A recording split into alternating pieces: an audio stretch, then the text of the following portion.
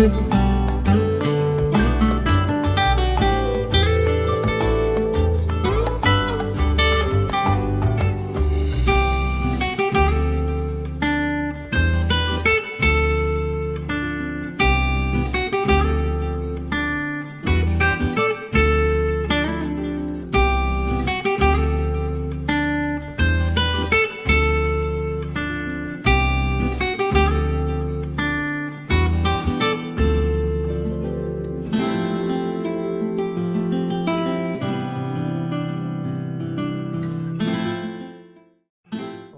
and a pleasant good morning to you all. Welcome to episode 4 of Morning Quest.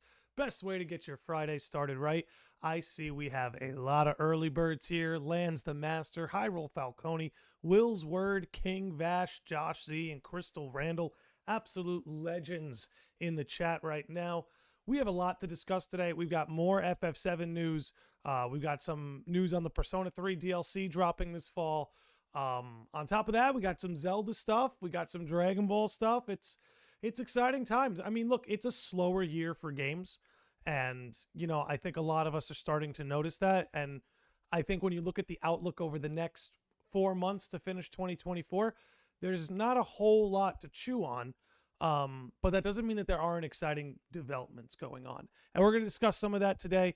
This may end up being one of the shorter episodes of Morning Quest, but we'll see. I've got something at the end if we have a little extra time that I would love to discuss. But, yeah, lots of exciting stuff coming this way. Let's get right into it, guys. I don't want to stand here on ceremony too long. Let's get right into it.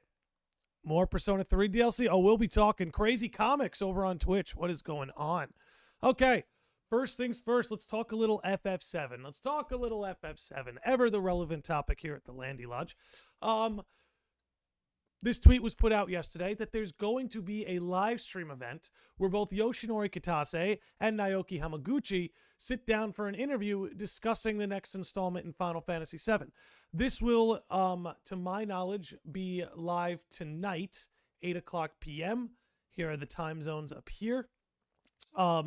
I'm not going to stream this tonight, but you'll be happy to know that if this is a chunky enough interview, we're going to do a whole podcast on Sunday breaking it down.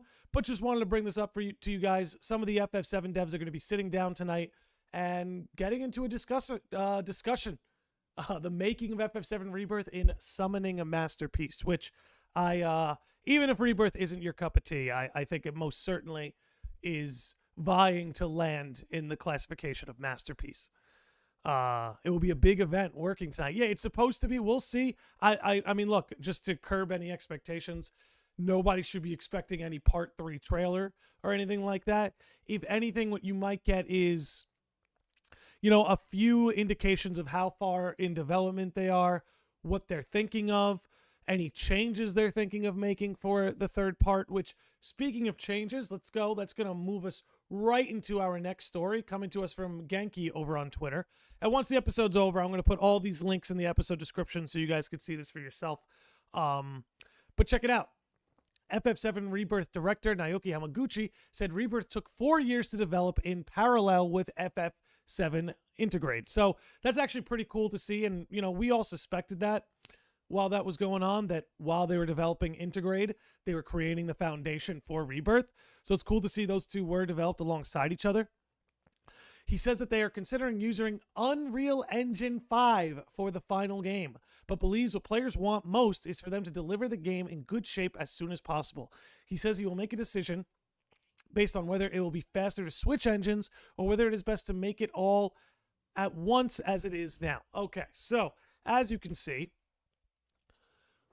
when it comes to FF7 Part 3, it seems like they're not very far in development yet because they're still discussing whether or not they're going to switch engines. Me personally, with the little bit that I know about game development, I don't really see why they would need to do this. We don't need better graphics. We don't necessarily need better capabilities. I think they can be more than innovative with the tools that they have now. Again, I don't... FF7 Rebirth is such a joy to play. The combat is incredible. The everything about that game is above average. I'm going to put that conservatively. Everything about FF7 Rebirth is above average in my opinion. So I don't necessarily see the appeal on switching engines. Again, we don't need better graphics. We don't necessarily need that. I think that FF7 Rebirth laid a solid enough foundation that they should just build on what they already have, you know? But hey, that's just my opinion. Maybe there are advantages to Unreal 5, like Hamaguchi here saying, is that there's a chance that if they switch engines, they can actually get the game out sooner, which seems to be their priority. It seems like as much as they love the FF7 trilogy and this project, based on some interviews, ones that we've discussed here, it seems like some of the devs do want to put this game out as soon as possible, not in like a rushed sense, but they know that fans like us are eager to get to the end of this story and see how it's going to pan out, even though, you know, it's looking like for the most part it's going to stick to the blueprint of Final Fantasy VII OG. But yeah, that's an interesting thing. They're discussing whether or not they're going to switch engines over at Square. We'll see. We'll see. But anyway, let's move it on. I doubt we'll see a part 3 anytime soon. I'm going to tell you right now, my prediction for part 3 is 2027. 3 years from now, probably late 2027. And the reason I say that is because that would be the 30th anniversary of Final Fantasy VII. And I think that's what they're shooting for. I think, you know, if I'm a marketing department, I'm telling them, if we have the third part ready on the 30th anniversary, between concerts, celebrations, the release of a new game, standing on ceremony, there's a lot that can be done to help boost that game's signal if they drop it on the 30th anniversary. And New Skia, thank you for the subscription over on Twitch. I do appreciate that. Much love in the chat for New Skia over on Twitch. All right, let's keep rolling. Let's talk about some other exciting news. This one coming to us about the Nintendo Switch 2, the Super Nintendo Switch, the Switch successor, however you like to refer to it. But let's take a little swig before we continue. Which, by the way, it really bothers me. Coffee is the only drink I spill in this whole world. In this whole world, I drink 10 glasses of water a day, no spills. I like to have a little orange juice every day, no spills. I like to have green tea with honey every day, no spills. Coffee, almost every time, there's a little spill. I don't know why. I'm cursed. Anyway, let's get back into it. Developers working on Nintendo Switch 2 games have reportedly been told not to expect the console before April 2025. So, we were just talking about how the remainder of 2024 is looking like a slow year for games. I've got a prediction, guys. I've got a feeling 2025 is going to be a very slow year in the gaming world. If the Switch isn't launching in April, I've got to be honest, then I think it's not going to come until the fall. I think when Nintendo has a new console, in fact, when anyone has a new console, they like to release it around the holidays, close enough to the holidays, because then everyone and their mother wants it for the holidays. So, honestly, if they're telling devs, hey, this thing isn't going to be ready before April 2025, then I feel like the earliest we can maybe expect it is late summer, early fall. You know what I mean? That seems to be the earliest we can expect it. Again, the Nintendo Switch successor is apparently not coming out within the fiscal year.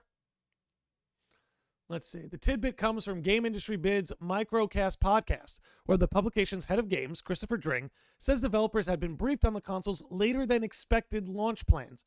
So that tells me they may have been expecting to launch it this holiday season, and since they've realized they have to push it back. Maybe they have some launch titles that need further development.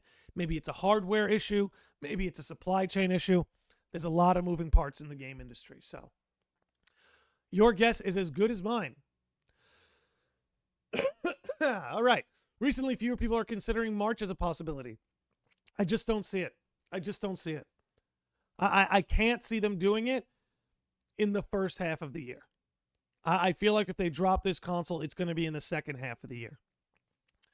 But yeah, I mean, look, I'm in no rush for this. I've still got Switch games to play. You know, we're going to be getting back into Xenoblade this weekend. So there's plenty of games to play out there. So Nintendo, as far as I'm concerned, can take their time. All the developers working on games for the Switch 2, take your time. No rush here. But all right, it's time to have a little fun. Let's move on to Persona 3. Okay, that view is not working for us, Chief. But That's why we have double view. Persona 3 Reload episode. I just got a little preview trailer. By the way, shout out to Orpheus Joshua, Sage of the Lodge, who wrote this article over at Noisy Pixel. So, Persona 3 Reload has been an indescribably successful endeavor for Atlus. That is true. The Persona series in general has become a cash cow for Atlus, becoming the developer's fastest selling title ever. Despite Orpheus Joshua's qualms, chiefly regarding the lack of difficulty and overall gameplay identity, Persona 3 Reload was a welcome revisit that made this emotional narrative accessible to a modern crowd. Which, excuse me, I don't want to get too much into it. We're not going to watch. There's a particular trailer that I've been informed by, I believe it's DM Empire over on Twitter, can be very spoilery. So I pulled up a separate trailer that I've heard isn't quite as spoilery that we're going to watch. I'm excited to see it. I'm going in blind to it. So yes, we have reached that very fun portion of the episode where we get to watch some trailers. Okay, give me 1 second. Let me make sure this is going to play back into my headphones. It is. Okay. Let's get to this. Look, I played Persona 3 Reload. I tried playing the original, but the problem with the original is I think it's too fragmented. You know, you have Persona 3, the base game, then you have FES, and then you have Persona 3 Portable, and the whole fan base is always arguing about which one is the definitive version. I was very happy to go into Persona 3 Reload and just make that my Persona 3 experience. I thought it was remarkable. Look, I'm a huge fan of Persona 5, as you guys can see. I think it's one of the gold standards for JRPGs. Oh my God. I almost shut down the stream because my mouse fell down. Are you sure you want to exit? No, I am not sure. Anyway, and I found Persona 3 to be equally as enjoyable. I think Persona 5's gameplay is better. I think Persona 5's characters are better. But Persona 3's story and world and lore, unbelievable. I really had a great time with it. Treehouse is here. What up, dude? What up, my man? Did they change anything in the epilogue? I don't know.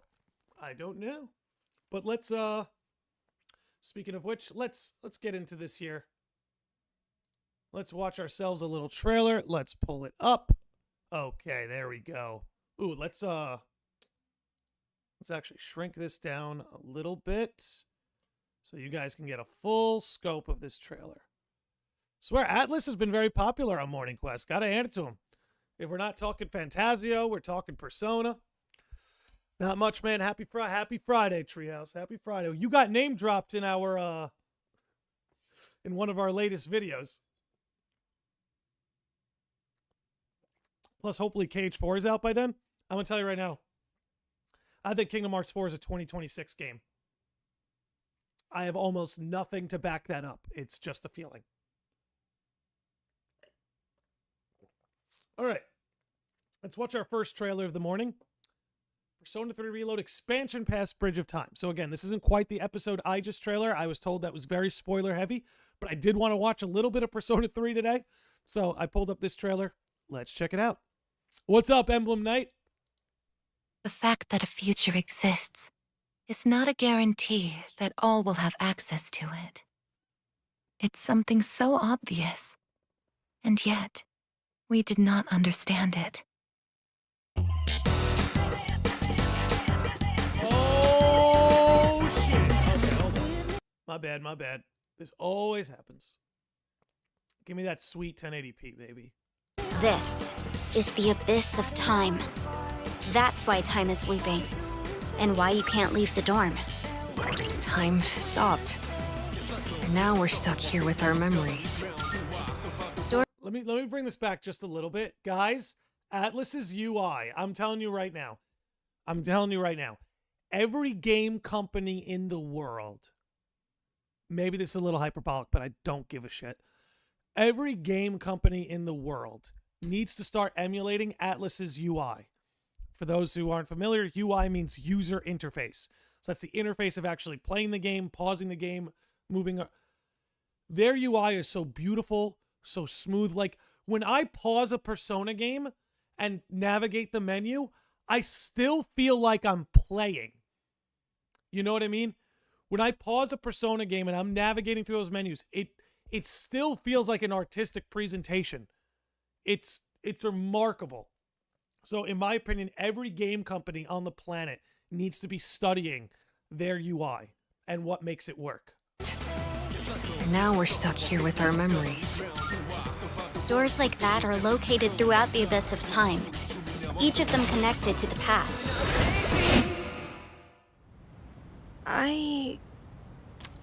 I want to go back. We have to choose between moving forward past our regrets or revisiting the source of them. Now everyone needs to recognize their own feelings. Think about who he was and what he meant to us.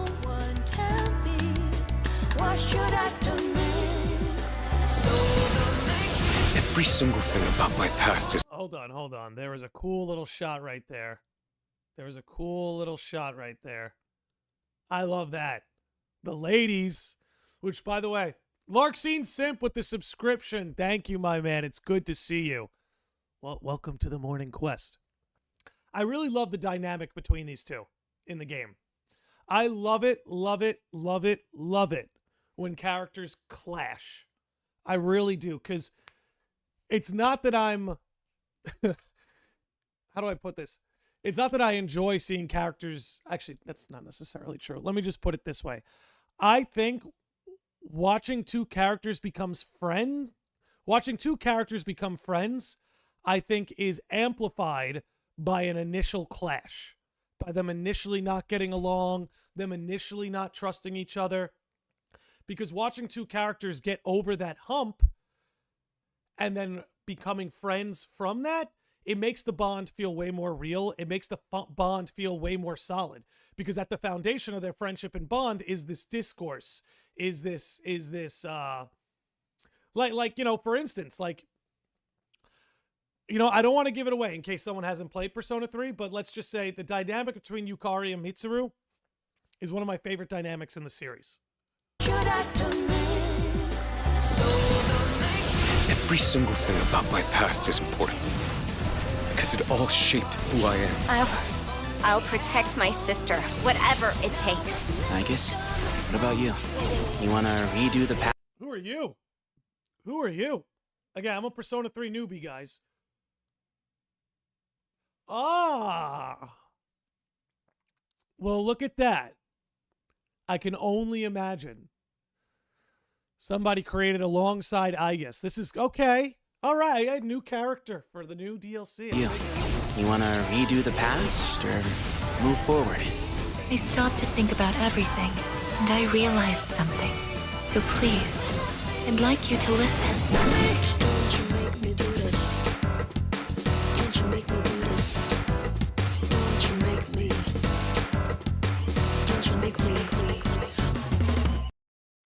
September 10th. Ooh, that's right around the corner. I'm excited. Again, Persona 3 I thought was a remarkable experience. It reduced me to tears at the end, if I'm being honest. Manly tears with lots of salt, like a steak. But definitely reduced me to tears at the end. I'm excited to play this. You know, I know they're calling this episode Aigis, but I've got to be honest, when it comes to DLC, and, you know, maybe we'll have some time at the end to talk about the nature of DLC in modern gaming, because I definitely have some thoughts about that. But the idea of giving individual characters episodes as a sort of epilogue, I really love that idea. FF15 was going down that road before nobody cared about the DLCs anymore. And I know the answer, and this DLC was in a previous Persona 3 installment, but I just like that approach. I just really like that approach. That ending still hurts. It hurt, but it's a good hurt, King Vash. It's a good hurt. You know what I'm saying? It's a good hurt. Some of the best things in this world come from pain. There are anti-shadow units, just don't know much about them. Oh, well, we're going to find out. We're going to learn today. All right. Allow us to move on to our next trailer, which, again, look, I know I got a lot of RPG fans who hang out at this channel. If you have not given Persona a fair shake yet, I highly recommend you do. But now let's move on to another classic IP, one that is near and dear to my heart, and that's going to be Dragon Ball, which give me 1 second, guys. Give me 1 second. Let me fix something up here. Just for reference, this trailer, which dropped 2 days ago, already has 1 million views. 1 million views. I'm telling you, if this game is good, it doesn't even need to be great. I would prefer it be great. Let me just make that clear. But if it's a good fighting game, this will be the biggest fighting game in the world. I've got Persona 3 on my PS3, but still haven't played it. Highly recommend, Larkscene Simp. Highly recommend. I cared about the FF15 DLC. I mean, I did too. But not enough people did. What can I say? All right. So this trailer has 1 million views in the last 2 days. Again, they have the opportunity to take the fighting game community by storm. They can put Street Fighter and Tekken out. I really believe that. I say that as someone who loves Street Fighter 6. I say that as somebody who loves Tekken 8. If Dragon Ball, and I'm preferable to 3D fighters, so obviously I prefer Tekken, but if Dragon Ball Sparking Zero can be a good comparable fighting game, my lord. My lord. All right, let's run this. Bit of a long trailer, but... Attack when you're ready. Just as planned. A for effort, at least. Oh, you gonna cry? I happen to know that Goku isn't the only Super Saiyan. Matter of fact, you're... All right, so I'm probably going to be a Trunks main. Just a heads up. Just a heads up. If anyone's trying to throw hands when this game comes out, I'll probably be a Trunks main. looking at one.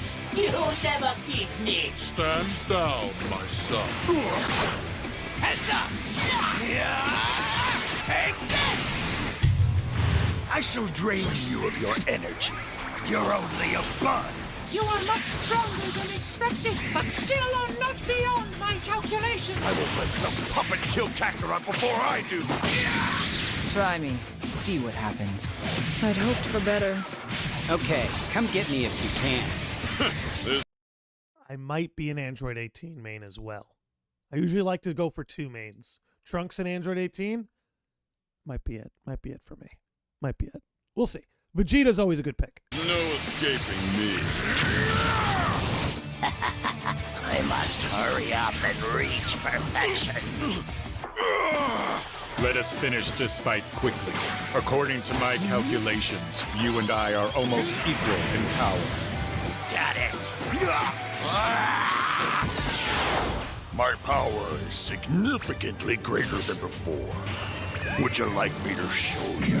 You won't get away! This is one thing I have a question about, right? Lands the Master with the sub on Twitch. Thank you, my man. Please let me play Videl without Gohan. You can, Larkscene Simp. You can. The roster of this game, while incredible, is actually one of the things that worries me. The Legend of Sora says, we're not even calling it Tenkaichi 4 anymore, are we? We're not. It's Spark and Zero now. Look, I mean, one of the exciting things is this roster is gigantic. It's probably, I would bet that it might end up the biggest roster in the history of fighting games when it's all said and done. But how does this turn out? Like, is the full roster going to be balanced? Or is there going to be a handful of characters, 10 to 20 characters, that pull away from the rest, and those are the competitive characters? That's what I have to wonder. Are we going to have a roster of fully balanced fighters? Or again, is there going to be a pocket of 10 to 20 fighters that are the most competitive, the most powerful? That's what I'm wondering, because, you know, fighting games like Street Fighter, Tekken, Soul Calibur, Mortal Kombat, they do a good job of making the entire roster balanced to keep certain characters or just a pocket of characters from pulling away competitively. I don't know how Sparking Zero is going to solve that problem. I'm not even saying they need to. It would just be an incredible feat if they balanced this entire roster, because it's looking ridiculously large. Ridiculously. Can a machine experience fear? What's the matter? Is that all? Who are you to look down on me? This is me, being serious. I'll rip you to pieces. Take this! You're going to fight me first, Goku? I love it!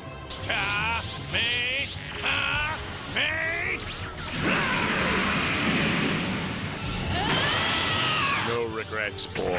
Truth is, I hate fighting. I thought you said you were going to do... I just want to say, man, when I was a kid, Teen Gohan was my hero, bro. When I was a kid, Teen Gohan was my hero. Beat me! All right, Cell Juniors, playtime's over. Do as Daddy says and kill them all. I must use my last resort.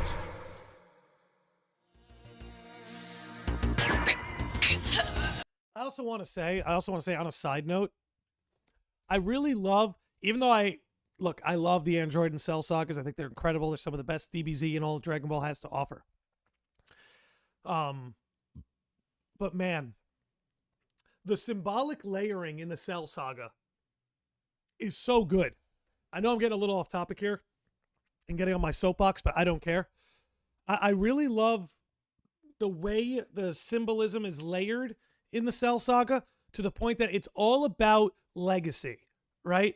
Gohan is Goku's legacy. The androids and Cell are Dr. Gero's legacy. And then Cell himself creates these Cell Juniors, and now the legacy has a legacy.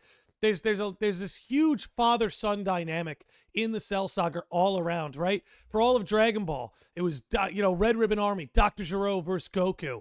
And now we're in DBZ, and it's like Dr. Gero's kids, the androids and Cell, versus Gohan, Goku's kids. And then Cell gets his perfect form, and now he's like this self-sustaining machine that's creating miniature versions of himself. And now you have the Cell Juniors.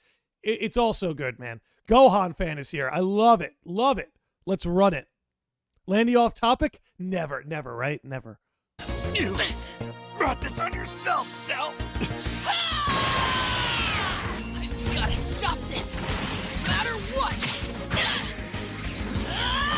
Like, when you think about it, the showdown of Gohan versus Cell, it's the showdown of Goku versus Dr. Gero. It's a battle through their children. You know, it's so cool, man. I don't know. It's so cool. The fact that like Cell versus Gohan is like Goku and Gero's kids fighting.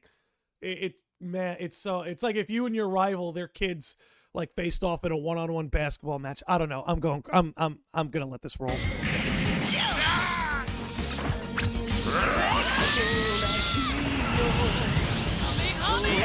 Also, I hate. Let me. I don't know if you guys caught that. This song that's playing in the background is so good, but it's not even going to be in the game. Why do that to me? Why do that? Blow myself to bits. I might die, but then so will all of you. Any way you slice it, there's only one way to save Earth. You did good today, Gohan. Made me proud. My lord. Tell your mom I'm sorry. What an epic moment. Dad, you're not thinking of... Goodbye, my friends.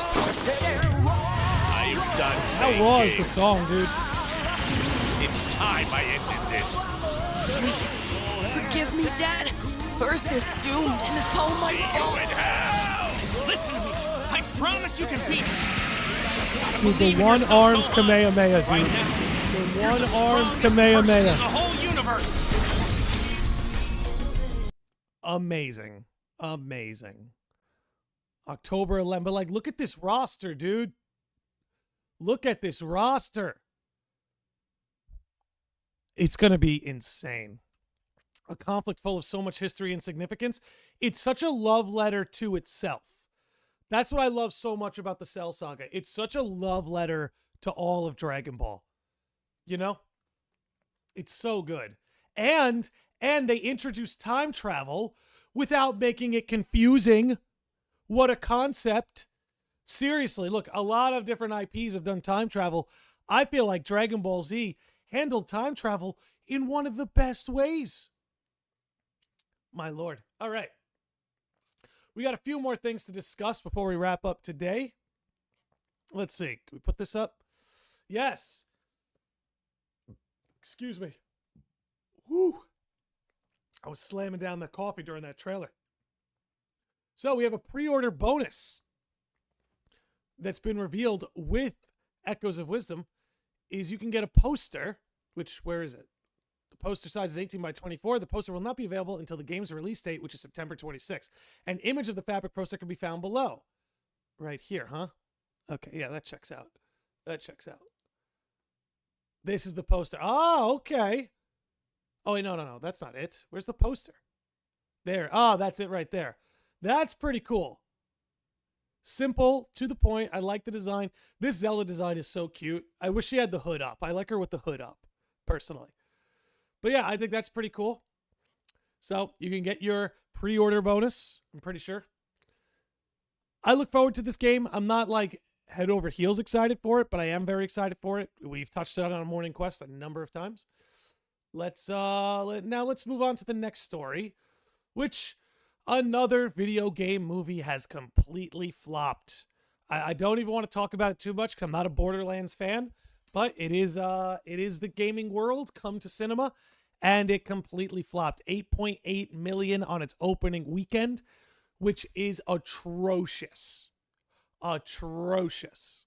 Look, this is a movie that should have been made 6-7 years ago. It was in development hell as early as like 10 years ago. Like, this is a movie that should have come out in like 2019 when Borderlands was riding high. It really didn't make much sense for this movie to come out. The casting was questionable. Like, the cast all looked older than the actual cast from Borderlands. I don't know. Not a huge Borderlands fan, but I did want to touch on this. I think it's pretty interesting to talk about because gaming movies, I mean, look, I'm not opposed to gaming expanding into the cinematic world. I did like the Mario movie that came out last year. But I always caution that I don't want games to forget that they're games. You know? It's okay for companies like Nintendo to get into multimedia, but there are dangers to that. I mean, look what's happened to Pokemon. Pokemon makes way more money on anything that isn't a video game. They make more money on merch. They make more money on the TV shows and stuff like that. So the games have just become secondary to the brand. So anytime an IP comes to cinema and stuff like that, to me, it should always be met with a lot of caution. It should always be met with a lot of caution. That and the fact that, you know, oftentimes Hollywood just can't get it right because they feel like gaming IP stories need to be fixed, right? That tends to be, I don't know why I'm still wearing this. That tends to be Hollywood's approach, is that they look at a gaming IP and they go, well, we're gonna fix this. I keep dropping my mouse, which is not good. That could end the stream at any time. Okay. I guess we have a little bit of time, right? Let's see. Yeah, we're only about 35 minutes in. We have a little bit of time. There's a clip that went viral that I want to talk about, and now I do need to get the headphones again. There's a clip that went viral that I want to talk about.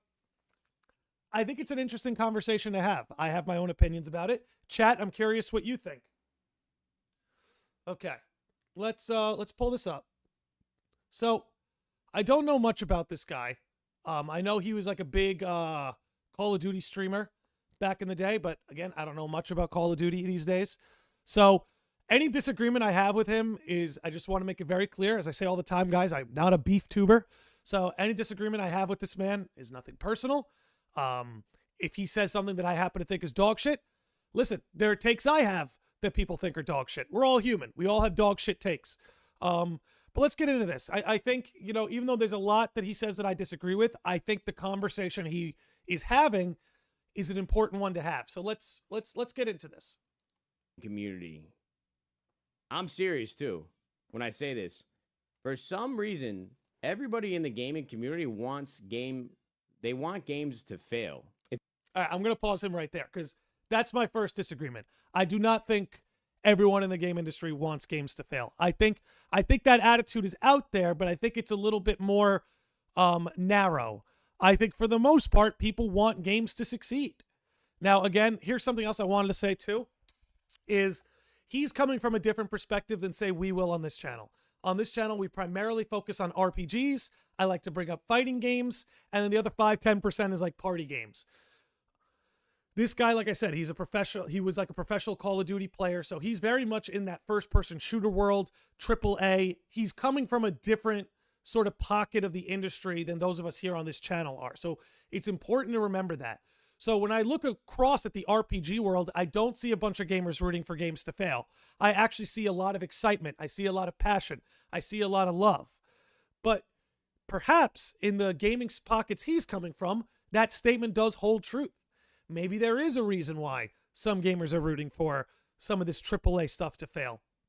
And look, I have my reasons for thinking that may be the case, but let's hear him out a little further. We're only about 10 seconds in here. Okay. Let's roll that. It's very bizarre. Like, the whole thing with XDefiant is still, like, stumps me to this day. People complain about not having enough games to play, but when new games come out, even before they have played it, they're like, that game sucks, I'm not going to play it. Okay.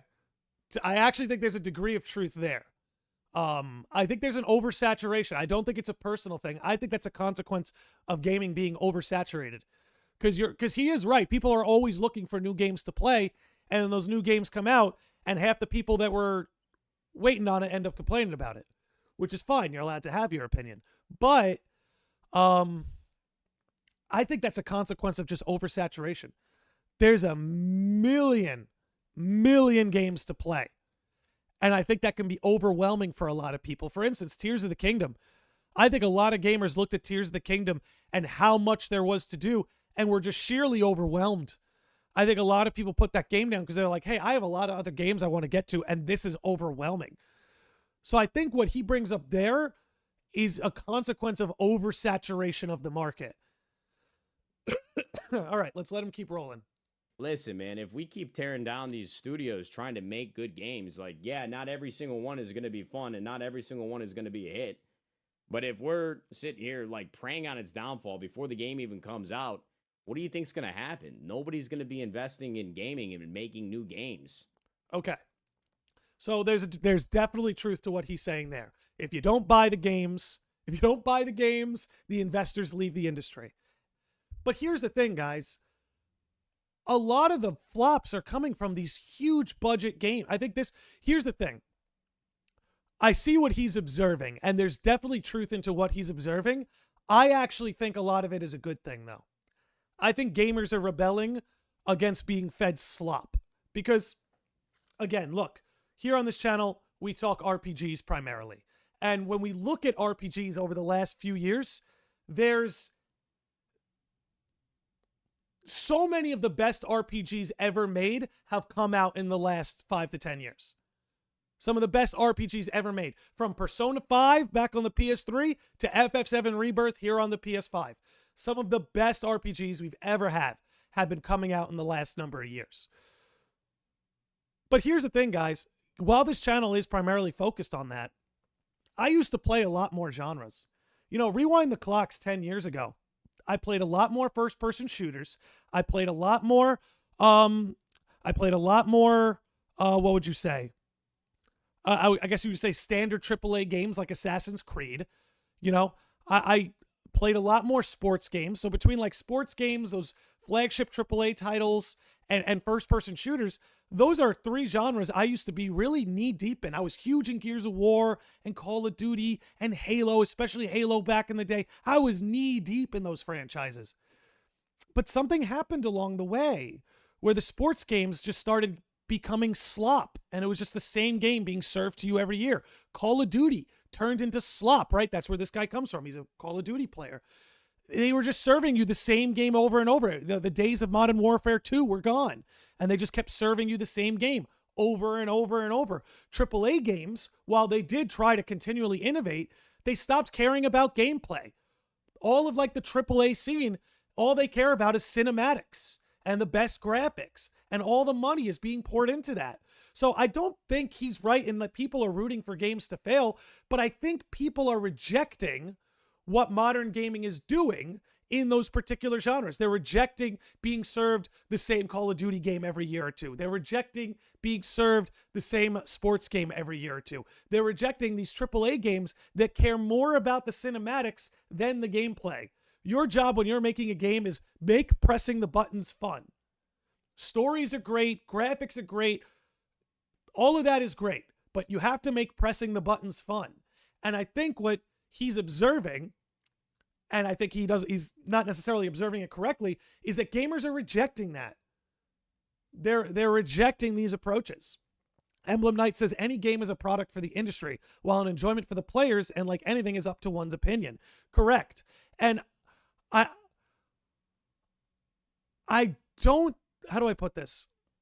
Josh Z with a $5 super chat says, yeah, but Pokemon is the most profitable IP in the world is not a fair comparison. Absolutely. Lance says, I was a huge Gears bro. Me too, dude. I loved Gears of War, but I couldn't bring myself to play Gears 5. I couldn't bring myself. I'm like, you're just serving me up something I've already done. And look, Josh C is correct. Pokemon being the most profitable IP. That's an example too. Look, I think people are just rejecting modern AAA gaming. And I think they're right to do so because I started rejecting it 5-10 years ago. And I personally don't think his approach of saying, why are gamers rooting for games to fail? I don't think that's that. I think gamers are voting with their dollar. I think gamers are voting with their dollar. And when they see companies try to serve them slop, yeah, they root for the game to fail. Because they go, I want you phoning it in to fail so that you're forced to give me, the gamer, effort. Right? Because I have a lot of friends, and I've talked about it on the channel. I've got a lot of friends who are gamers. They don't necessarily play as many RPGs as me. They play more games like AAA, Call of Duty, Madden, stuff like that. And yeah, they're bored.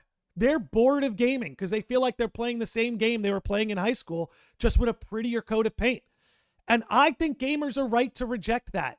And I think gamers are right to reject these devs who are prioritizing other things besides their gameplay and their artistic vision. Right? I don't know. I personally, he's bringing this up like it's a problem. I don't think it's a problem. I say more power to the gamers. Keep rejecting this. Keep rejecting the fact that you're being sold an incomplete game. Keep rejecting the fact you got to pay $70 to get into the door, and then at the end of the game, you got to pay another $30, $40 to get the complete game. Reject that. Reject the hell out of that. Reject the hell out of loot boxes. So you got to keep paying real world dollars so you could hopefully get the character you want or hopefully get the skin you want. I think players are right to reject this. Right? I don't, what he's observing is true. I don't think his observation that this is an issue is correct. I think gamers are correct to reject all of this. I think it's shameful that we used to get games. You went to the store, you bought a game, you put it into your system, and it was fully playable and operable. Now you buy a game and you got to sit through a 1-hour update just so the game is playable on day one.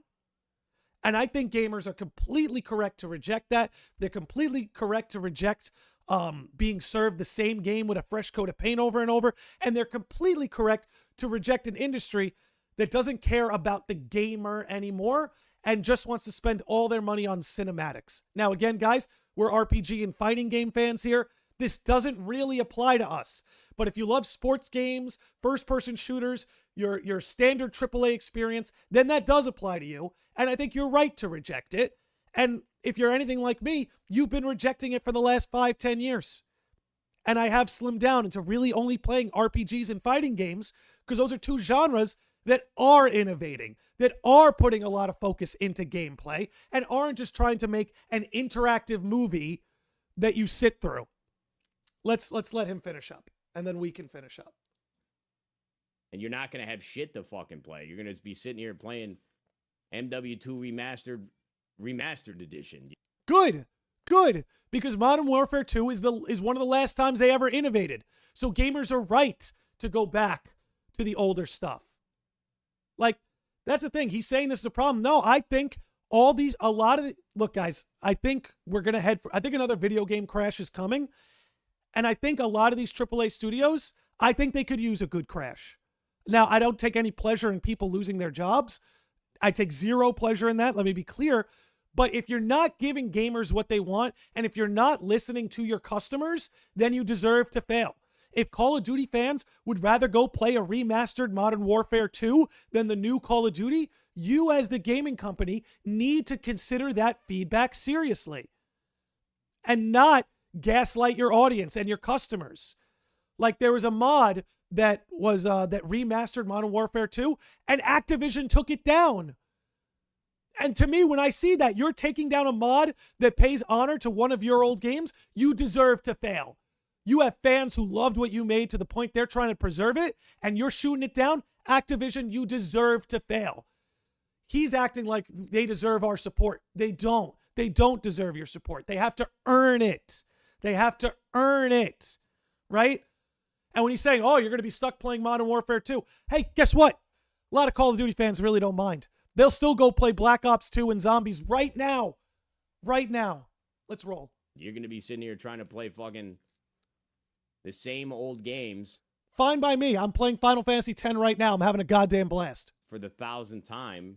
And it's the 1,000th time I'm playing it. Having a blast. Because these billionaires and fucking multi-million, billion-dollar publishers, they're not gonna greenlight any new games, any new concepts, any. And that's why indies are going to succeed and the big studios are going to fail. Because he's right about that. If you reject these modern AAA games, the investors are going to pull out. But that's fine. Because then, in my opinion, you get more genuine game development. It's going to hurt in the short term. Make no mistake. It will hurt in the short term.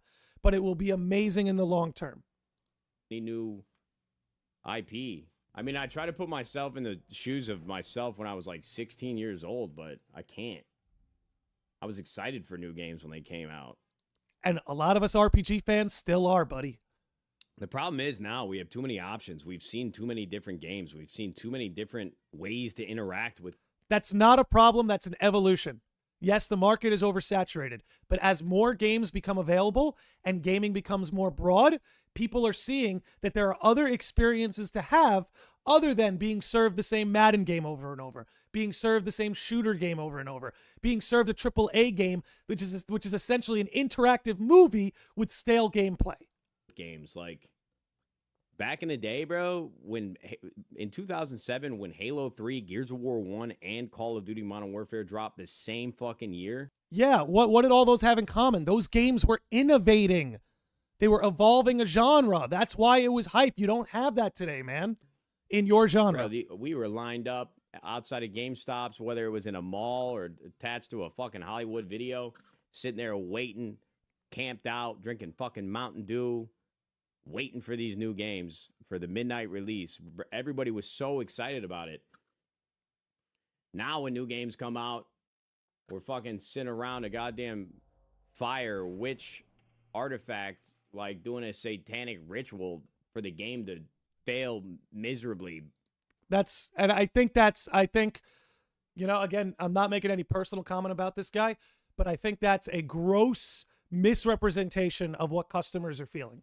I think that's a gross misrepresentation of what gamers are feeling. They're rejecting being treated like, they're rejecting slop. Let's just say that. They're rejecting being fed the same thing over and over and paying $70 to get into the door and then having to pay another $50 to get the complete experience. But anyway, that's our time for today, guys. We're going to wrap it up there. Thanks so much for hanging out, everybody. Let's just get a few more comments in before we wrap up. Will's Word says, big example was Hi-Fi Rush. Amazing game. Salvage my love for games. And if not for recent news, the developers were going to be shut down by Microsoft. Perfect example. Hi-Fi Rush. A game made with a limited budget, was an absolute hit. Innovative gameplay. Incredible. You know? Here's a simple question. Do you want a game to be remembered for how many people enjoyed it for the drama or conflict the developers go through? Great question, Emblem Knight. Great question. Gears 3 launch, my fave launch ever. Dude, I absolutely love Gears of War 3. And I'm hoping the new Gears of War can reignite that excitement in me again. I really do. But anyway, let's wrap up for today, guys. Absolutely amazing stream. You all have a great Friday. Have an amazing weekend. Depending on the interview tonight with the FF7 developers, we may be live Sunday with the new podcast, but stay tuned for that. Anyway, guys, a lot of exciting stuff in the game industry, despite what some people may think. 2024 may be a slow year, but there's still a lot of things to look forward to. We'll be back again next Friday. Thanks for hanging out, everybody. See you on the next one.